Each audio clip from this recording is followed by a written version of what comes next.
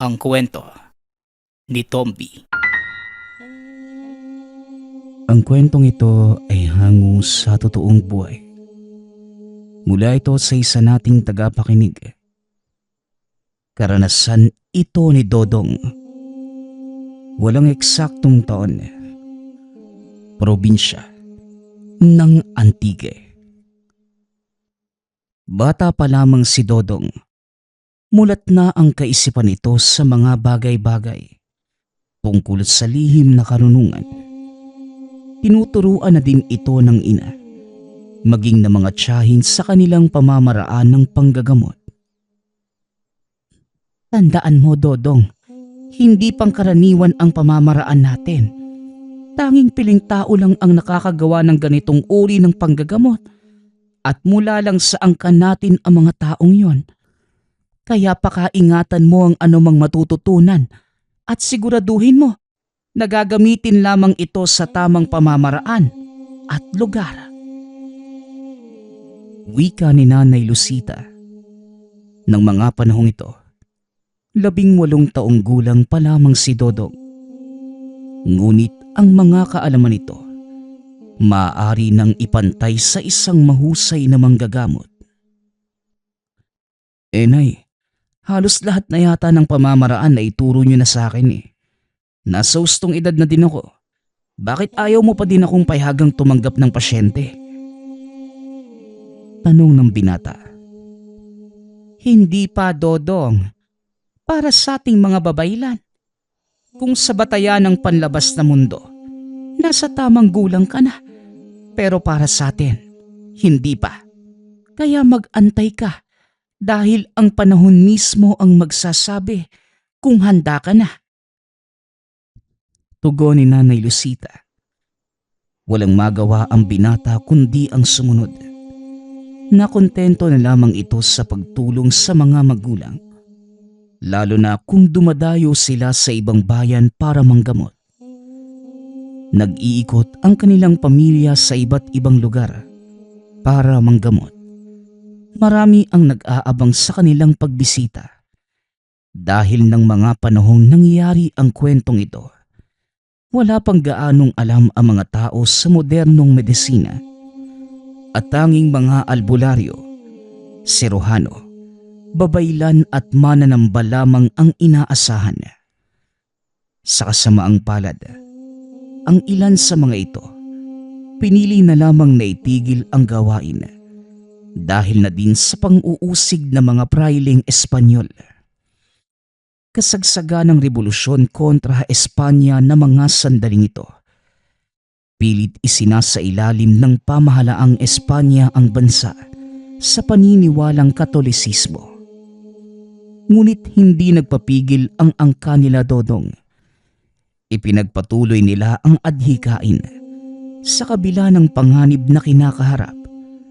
Palaging nalalagay sa alanganin ang buhay ng mga babaylang naglalakbay. Gayunpaman, kahit mga babae ang karamihan sa mga kasapi, hindi naman sila basta-bastang napasuko ng mga gwardya sibil. May kaalaman din sa pakikipaglaban ang mga kaanak ni Dodong. Maliban pa dito, may isang itinatagong lihim na kakayanan ang ina ng binata. Ito ay ang tinatawag na kamay ng kamatayan. Sa isang hawak o kalabit lamang nito sa taong patutungkulan, kagad itong babawian ng buhay, bagay na kinakatakutan ng mga nakakaharap nilang sundalong Espanyol. Hindi rin nakararating ang ganitong kaalaman sa pamunuan ng mga dayuhan dahil sinisiguro nilang walang makakaligtas kung sakaling harangin sila ng mga ito. Nasaksihan mismo ni Dodong kung paanong gamitin ng ina ang kakayahan. Maging ang binata ay nangilabot dahil hindi nito lubos akalain na may ganoong kalakas na kapangyarihan ang kanilang angkan. Ito ay nang minsan silang namahinga sa tabi ng ilog.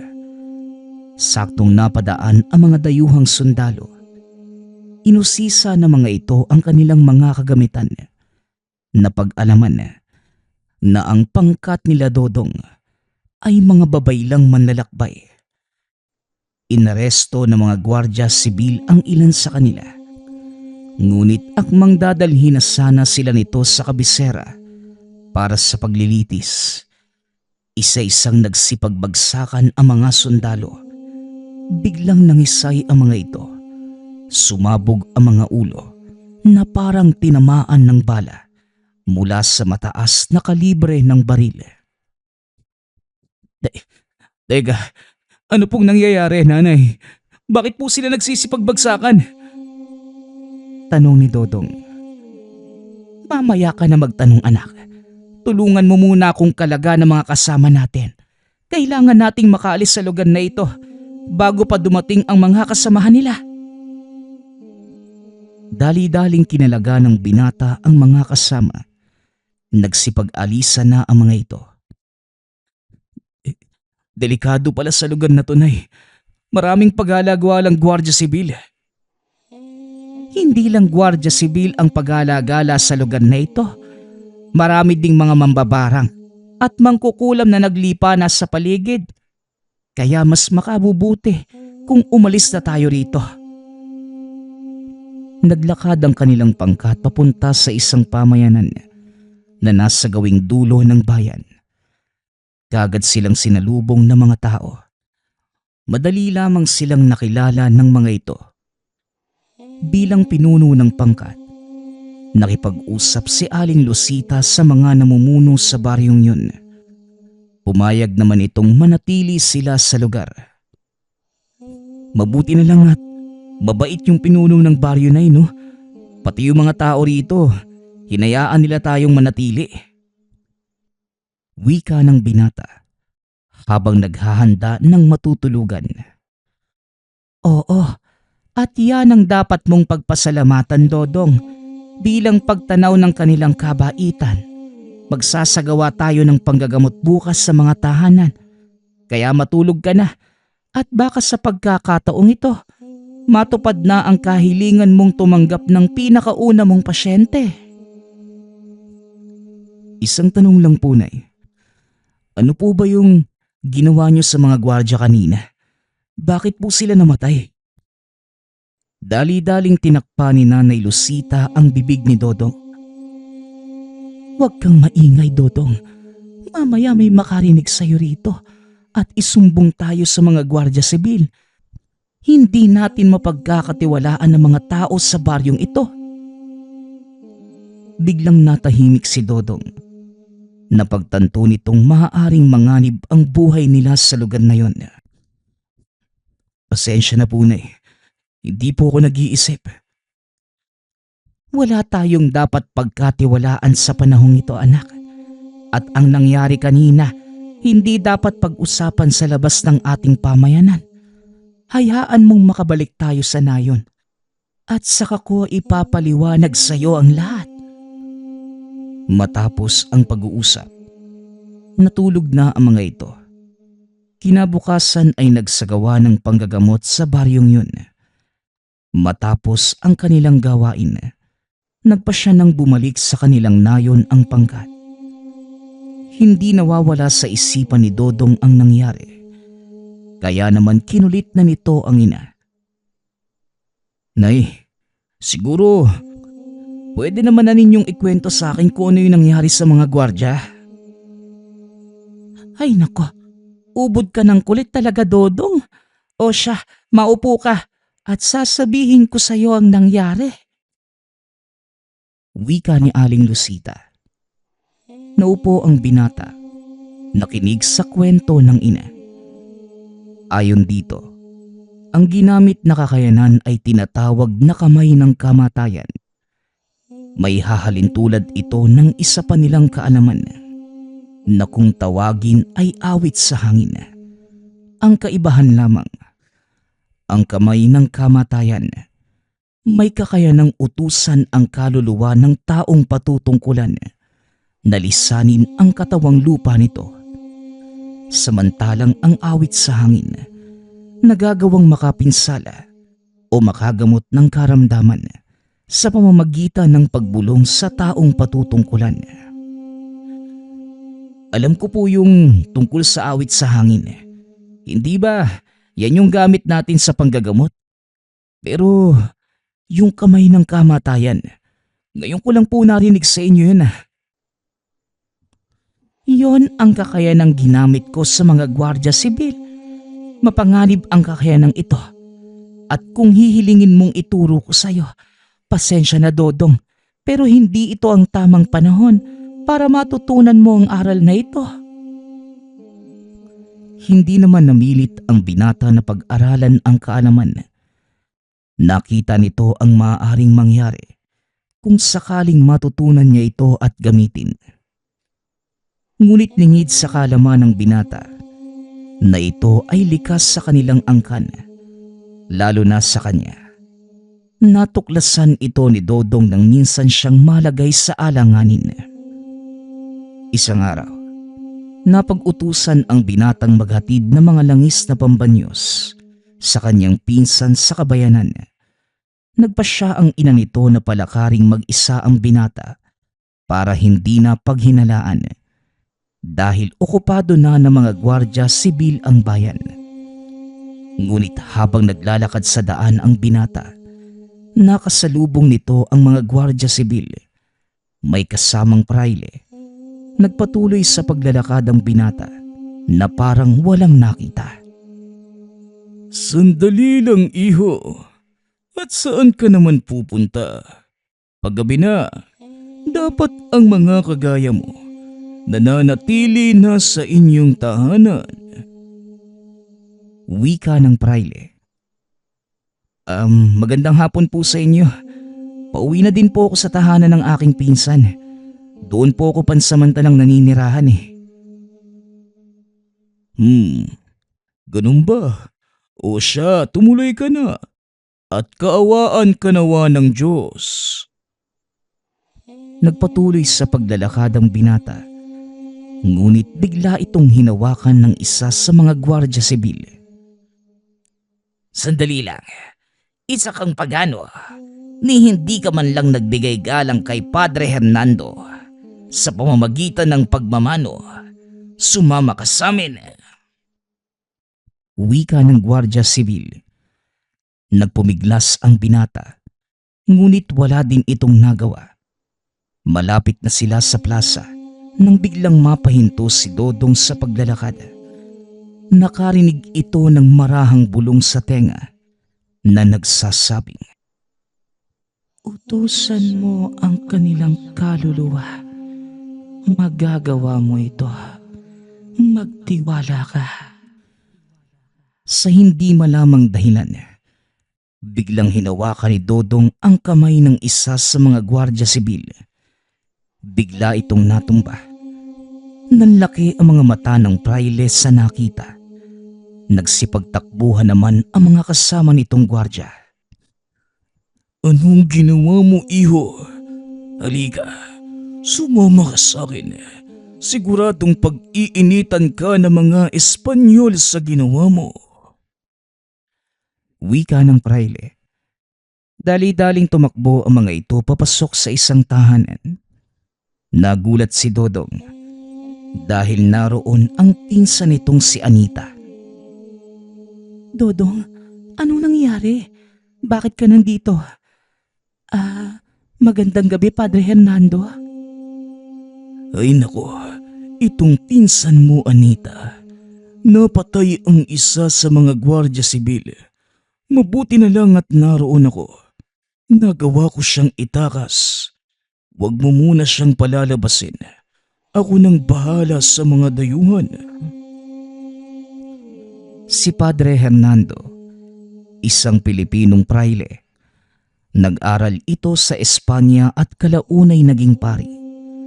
Nang malaman itong sasakupin ng mga Kastila ang bansa, nagpa siya itong maglingkod bilang isang prayle at sumama sa mga dayuhan pabalik ng bansa. Maraming salamat, Padre Hernando. Mag-iingat po kayo pabalik sa kumbento. Nakatulala pa din si Dodong ng mga sandaling yun. Hindi nito maunawaan kung ano ang talagang nangyari. Paano niyo naging kakampi yung isang praile? Hindi yan ang tanong dito. Anong ginawa mo doon sa Guardia Sibil? Hindi ko din po alam, Manang eh. Pero may nadinig po kung bumulong sa akin. Nautusan ko daw yung kaluluwa ng mga Guardia Sibil. Nagulat na lang ako dahil nang hawakan ko yung kamay ng isa sa kanila, bigla na lang itong bumagsak. Nanlaki ang mga mata ni Anita nang madinig ang sinabi nito. Anong ibig mong sabihin hinawakan mo? Pinaglololoko mo ba kami, Dodong?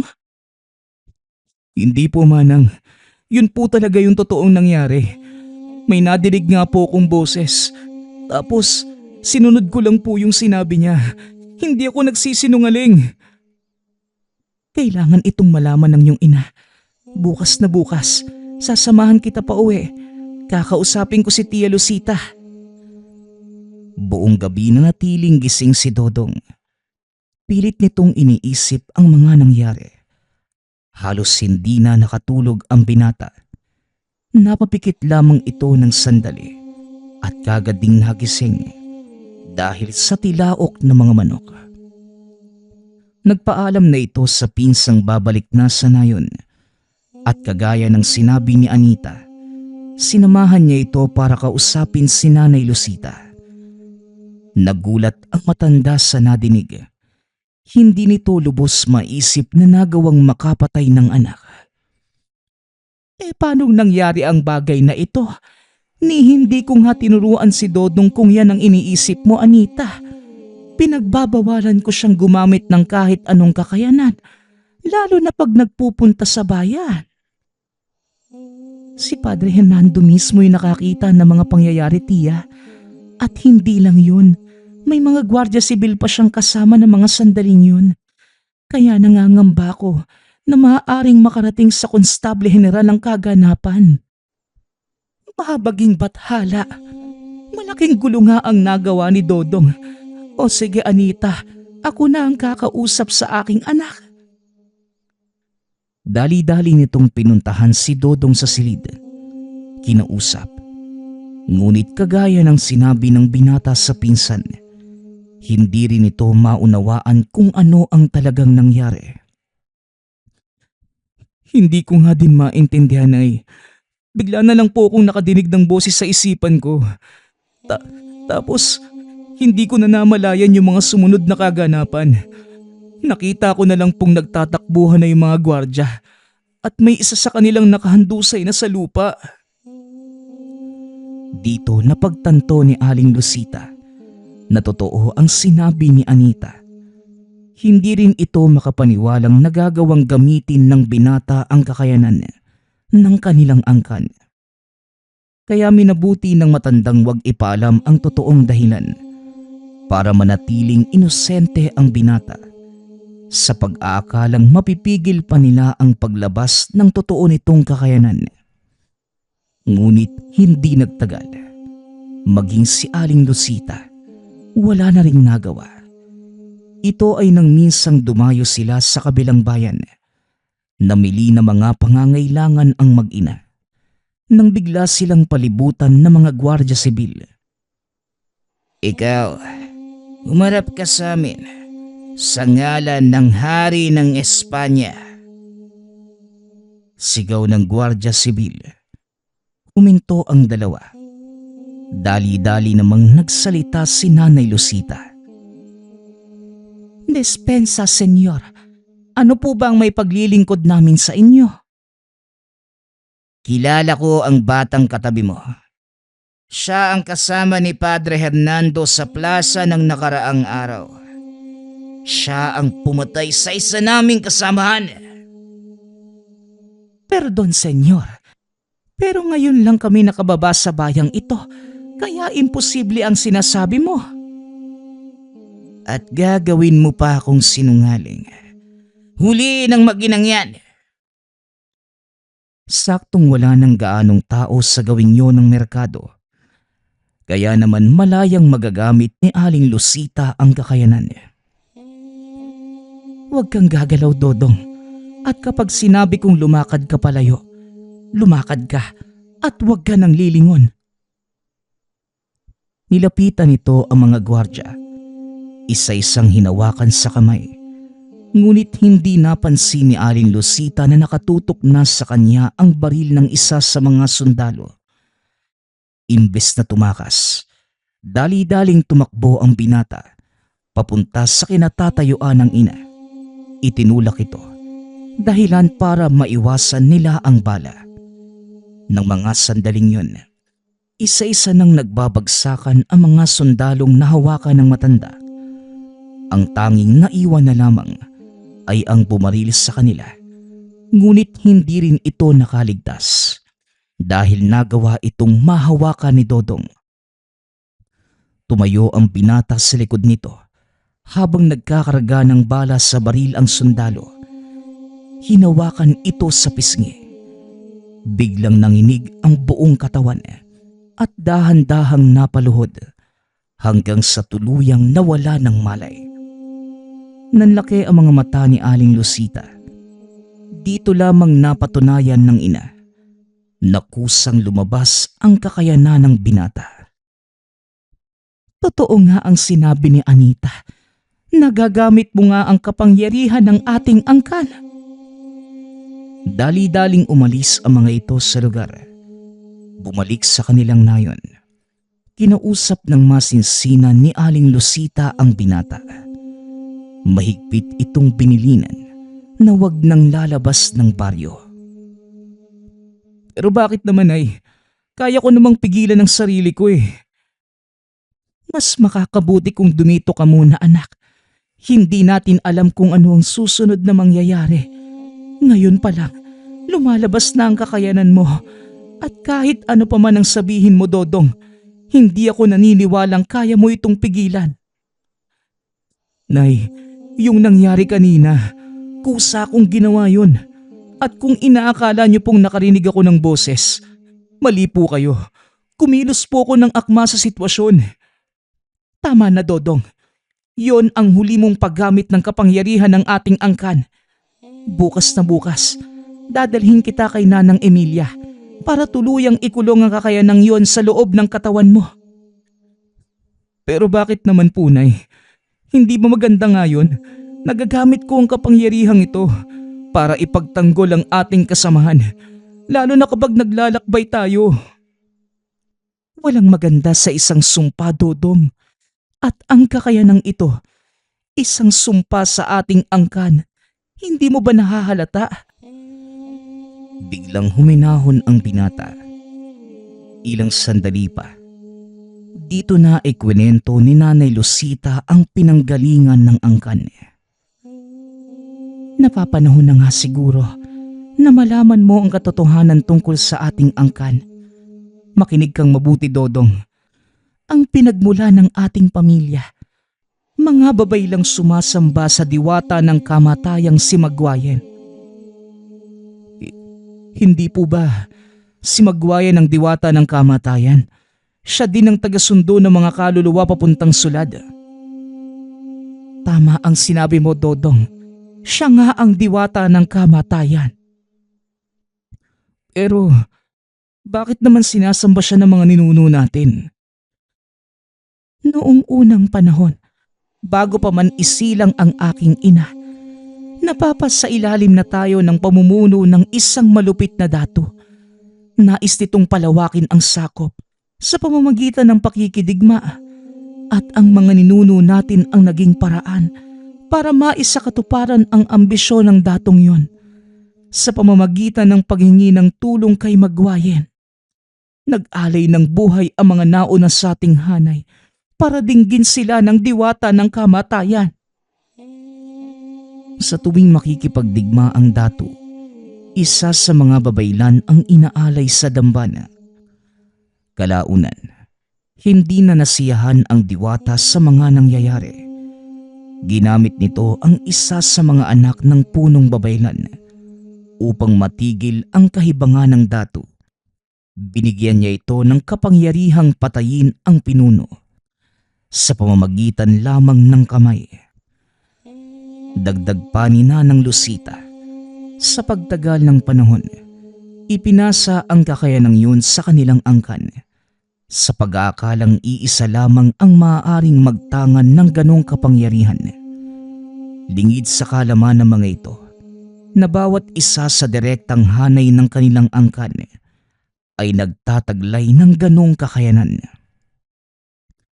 Ito ang isa sa ikinakatakot ko, Dodong, na lumabas ang kakayanan mo at hindi mo ito magawang pigilan. Kaya mahigpit kong ipinagbabawal ang pagtuturo sa iyo ng mga makalumang kakayanan. Hindi naman maiiwasan yun, Nay. Ito na ang buhay natin. At gustuhin man natin tong takasan, hindi maaari. Magtiwala ka lang sa akin, Nay. Alam ko ang ginagawa ko. Wala nang nagawa si Nanay Lucita, kundi ang hayaan si Dodong na gamitin ang likas nitong kakayanan. Sa paglipas ng mga taon, malaki ang naitulong ng binata sa kanilang pangkat. Ngunit hindi pa rin maiiwasang sundan sila ng panganib. Ito ay nang mapag-alaman ni Aling Lucita na ipinahuli ng Konstable General si Padre Hernando sa salang pagtratraidor sa bansang Espanya. Dumalo sina Dodong at Aling Lucita sa pagpataw ng parusa sa praile. Balak pa sana nila itong iligtas. Ngunit napakaraming tao ng mga oras na yun. Mahihirapan silang kumilos. Lalo pat wala sa plano ang kanilang gagawin. Nabigo ang mga babaylan sa pagliligtas sa kakamping praile. Ngunit bago pa man ito mahuli, nag-iwan ito ng sulat sa pinsa ni Dodong. Malungkot ang pangyayaring to, Tia Lucita. Ngunit hindi tayo dapat mawalan ng pag-asa. May huling habilin sa akin si Padre Hernando bago siya hulihin ng mga konstable. Wika ni Anita habang inaabot ang isang piraso ng papel. Binasa ito ni Aling Lucita. Kailangan nating hanapin ang taong nagngangalang Jeronimo. Kasalukuyan silang nagbabalak ng himagsikan. Si Padre Hernando mismo ang nagtatag ng samahang ito. Paano po natin gagawin yun, Tia? Limitado na ang mga galaw natin. Tama ka, Anita. Mapanganib na ang lumantad sa kabayanan dahil maaaring nagkalat na sa paligid ang mga konstable.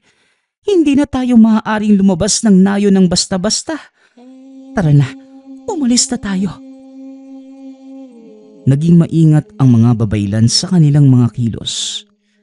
Ngunit hindi rin maiwasan ng mga ito na bumaba ng bayan para mamili ng kanilang mga pangangailangan. Dodong, samahan mo nga ang pinsan mong bumaba ng bayan para mamili. Mag-iingat kayo. Ako na po ang bahala, Nay. Pangako, uuwi kami ng ligtas. Lumakad ang mga ito papunta sa kabayanan. Kagaya ng sinabi ni Aling Lucita, nagkalat na sa paligid ang mga konstable. Sa takot na mahuli, hindi na tumuloy ang mga ito. Minabuti na lamang bumalik sa nayon at ipaalam sa ina ang nangyayari. Kailangan na nating mahanap ang sinasabing tao ni Padre Hernando sa kanyang sulat. Sila lang ang makakatulong sa atin, lalo na sa ganitong panahon. Hindi tayo makakakilos ng hindi napapansin ng mga kalaban.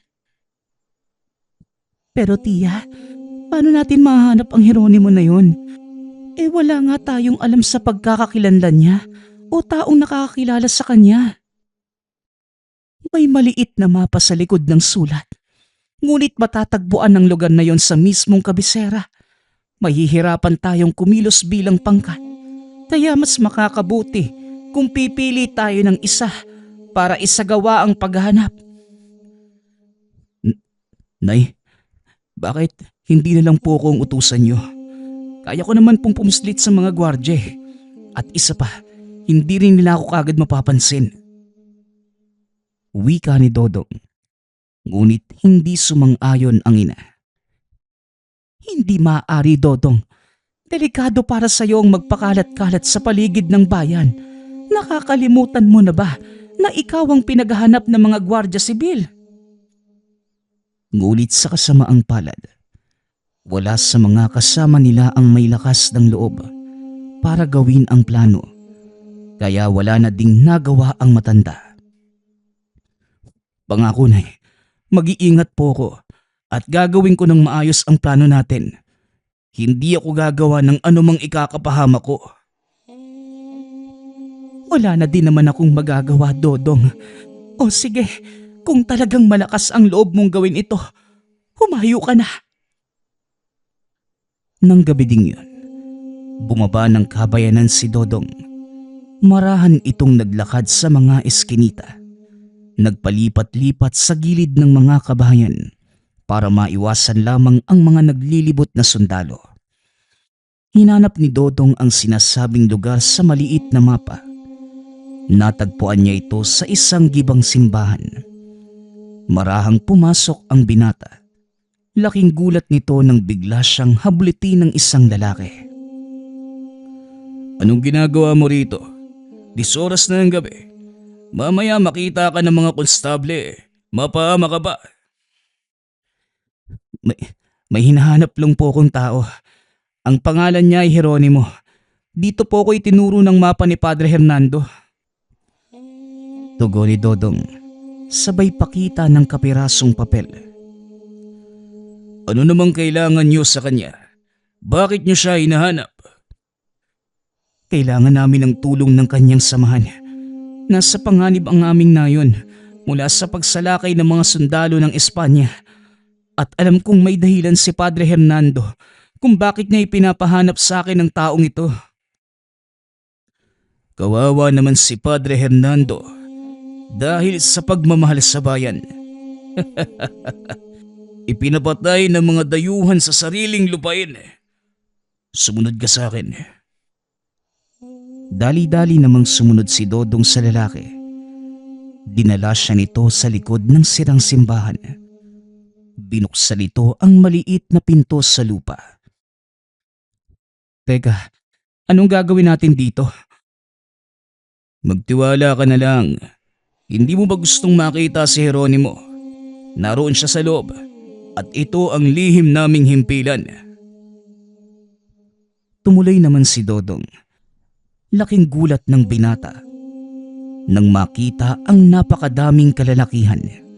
Nakaupo ang ilan sa sulok habang ang ilan naman nagsasanay sa pakikipaglaban samantalang ang iba nagbabasa ng mga aklat. Maligayang pagdating, Supremo. Sino naman tong kasama mo? Hindi ko pa siya nakikilala. Pero hinahanap niya daw yung nagngangalang Jeronimo. Biglang nagtawanan ang lahat. Bagay na kinainisa ni Dodong. Hindi gawang biro ang pinagdaanan ko para makapunta lang sa lugar na ito at pagtawanan nyo. Paumanhin naman. Pero hindi ikaw ang pinagtatawanan namin. Siya nga pala. Ako si Atong. Ang kanang kamay ni Supremo Jeronimo. Pasensya ka na kung inakala mong pinagtatawanan ka namin, ha? Natatawa kami dahil ang taong nagdala sa iyo mismo rito, walang iba kundi ang hinahanap mo. Napalingon si Dodong kay Jeronimo na nooy nagtanggal ng sombrero at yumuko. Ako si Jeronimo, ang inyong lingkod. Bakit hindi mo sinabi kanina pa? Pasensya na. Nag-iingat lang ako dahil baka may mga nakamasid sa atin at malaman nila ang pinagtataguan naming lahat. Bakit? Hindi ka muna maupo? Dodong. Dodong ang pangalan ko. Ganun ba, Dodong? Eto, uminom ka muna ng tubig. Maraming salamat, Atong, ha. Maya-maya pa, kumuha ng bangko si Jeronimo. Naupo sa harapan ng binata. Anong sadya mo sa akin at nagbuwis ka pa ng sarili mong buhay sa paghahanap at pagpunta rito? Buhay din ng mga kasamahan ko ang nakasalalay sa misyong to. Nanganganib kami sa kamay ng mga gwardya sibil, lalo pat marami na sa kanila ang napapatay ng aking pangkat. Kung hindi ako nagkakamali, kasapi ka ng mga babaylang sinusuportahan si Padre Hernando, tama ba? Kaano-ano mo si Anita? Pinsan ko po siya at kasalukuyang nasa aming nayon. Pakiusap, tulungan niyo po kami. At ano naman ang magiging kapalit nun kung sakali? Wala kaming maibabayad sa inyo. Ngunit alam kong kilala niyo ang aming angkan. Alam ko ding nagbabala kayong mag-aklas laban sa mga Espanyol. Malaki ang maitutulong namin ng aking ina. Pero sa ngayon, kailangan naming ligtas na makaalis sa aming nayon nang hindi namamataan ng mga gwardya sibil. At paano kung masisiguro na hindi ka sisira sa iyong salita? Sa pagkakaintindi ko, hindi naman ikaw ang pinuno ng inyong pangkat. Nanay ko ang kasalukuyang namumuno at ako ang nakasunod sa kanyang pwesto. Kung may isang bagay man ako may papangako sa inyo, yun ay ang katapatan naming mga babaylan. Lumingon si Jeronimo sa kanyang mga kasamahan. Kinuha ang pagsang-ayon ng mga ito. Isa-isang nagtanggal ng sombrero ang mga kalalakihan. Inilapag ito sa mesa bilang pagsang-ayon. Ayan, pumayag na ang aking mga kasama. Sige, gagawa kami ng paraan para maitakas kayo mula sa inyong nayon. Kailangan ko lang malaman ang eksaktong bilang ninyo. Nang sa ganon, makapaghanda ko ng lugar para sa inyo. Nang gabi ding yun, pinag-usapan ng dalawa ang magiging hakbang. Kinabukasan, maagang bumalik si Dodong sa kanilang nayon. Mabuti naman at nakabalik ka ng ligtas, Dodong. Anong nangyari sa lakad mo? Tagumpay po, Nay. Nakasunod sa akin si Jeronimo at ang kanyang mga kasamahan. Sabihan niyo ang ating mga kanayo na maghanda. Mahusay, Dodong. Pasensya ka na kung pinagdudahan kita. Nag-aalala lamang din ako sa maaaring mangyari sa'yo. Maghanda na po kayo, Nay. Anumang oras, darating na ang pangkat ni Jeronimo. Habang nag-uusap ang mag-ina, biglang pumasok si Anita. May dala itong balita. Sana lang may dala kang magandang balita, Dodong. Dahil paparating na ang pangkat ng mga gwardya sibil. Kasama nila ang Konstable General. Anong sinabi mo? Madali kayo. Sabihin niyo ang mga kasamahan natin na magsipaghanda. Kanya-kanyang kilos ang mga ito para lumikas. Nagtago ang mga babaylang kababaihan sa loob ng gubat. Samantalang ang mga kalalakihan naman na may kakayanang lumaban nanatili upang ipagtanggol ang nayon. Nasaan si Dodong? Tanong ng matanda habang hinahanap sa paligid ang binata. Tiya, ayun si Dodong kasama ng mga kalalakihan. Tugon ni Anita habang nakaturo sa pinsan. May hawak itong sibat sa kaliwang kamay at itak naman sa kanan. Napabaliw na talaga yung pinsan mo. Bilisan mo, Anita. Tawagin mo siya. Akmang lalabas na sana ito sa pinagtataguan nang biglang makadinig ng malakas na pagsabog. Dali-daling bumalik ang dalaga sa tabi ng matanda. Lumingon si Dodong sa kinaroroonan ng ina at tumango. Patnubayan ka nawa ng diwatang si Magwayen, anak. Maya-maya pa ay nakita na nila ang napakadaming gwardya sibil na armado ng mahabang baril. Habang papalapit ang mga ito, abot leeg naman ang kaba ng mga babaylan dahil alam nilang walang panama ang mga sibat at itak sa sandata ng mga kalaban. Ngunit sa hindi kalayuan, nakarinig ng sigaw si Dodong. Fuego! Ubusin sila. Walang magtitira ng buhay. Nang lingunin ito ng binata, Nakita niya si Jeronimo kasama ang pangkat nito. Napangiti na lamang ang binata. Tila nabuhayan naman ng loob ang mga kasama ni Dodong, kaya kagad ding nagsipagsugod ang mga ito. Hindi inaasahan ng Konstable General ang pakikisali ng pangkat ni Jeronimo.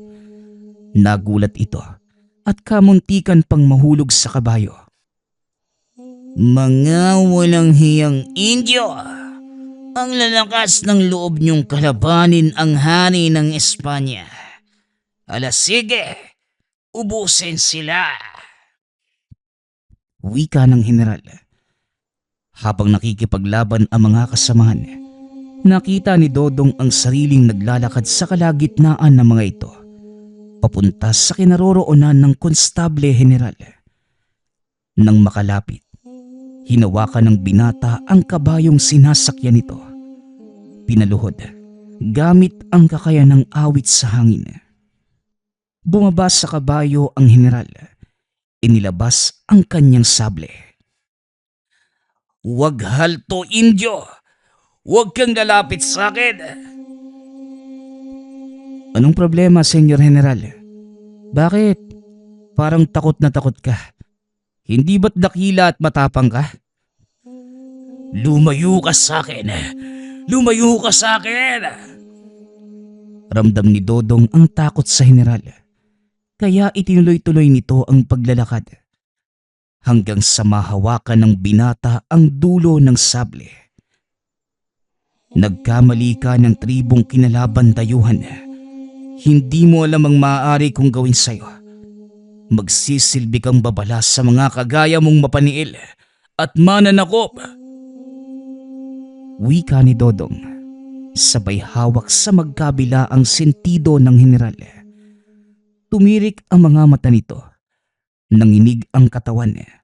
Dahan-dahang napaluhod habang napapasigaw. Hindi naman makalapit ang mga tauhan nito dahil sa takot na baka sila ang pagbalingan ng sumpa mula sa binata. Maya-maya pa, binitawan ito ni Dodong. Tumayo ang General at isa-isang hinawakan ang mga kawal. Laking gulat ni Jeronimo dahil kusang nagsipagbagsakan ang mga ito. Umatras ang mga kasamahan nito at pinagmasdan kung paanong maubos ang mga kalaban sa isang hawak lamang ni Dodong. Por Diyos por Santo, mahabaging berhen, anong kademonyohan ang bumabalot sa'yo, Dodong? Nagsigawan ang mga kasamahan nito. Nanalo sila sa labanan at ito ang naging simula ng himagsikan laban sa mga Espanyol sa Kabisayaan. Lumaganap sa ibang kapuluan ang nangyari. Nagkaroon ng lakas ng loob ang mga Pilipinong lumaban. Kinatakutan sa kanilang probinsya ang pangkat ni Jeronimo dahil sa tulong nila Dodong.